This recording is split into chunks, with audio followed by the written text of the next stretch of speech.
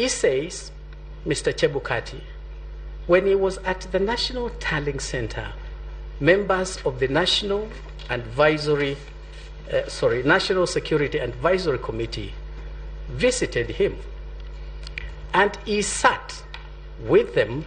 The visit by members of the National Security Advisory Committee to IEBC at the Tallying Center was an interference with the functions of IEBC.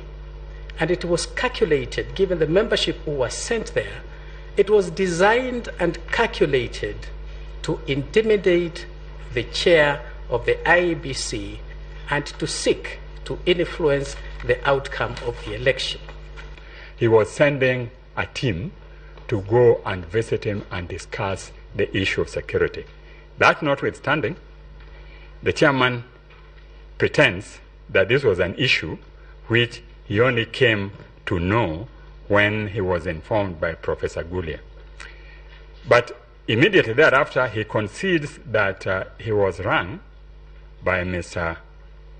Kinyua, but pretends that the call was by Mr. Kinyua to tell him that the team was coming to discuss the succession procedure, which is a matter which, to his knowledge, neither him nor NCSC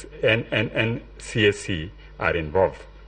We know that assumption of office is a process which is statutory, and members of that office had been appointed and are known and are not members of NSAC or persons who went to see him.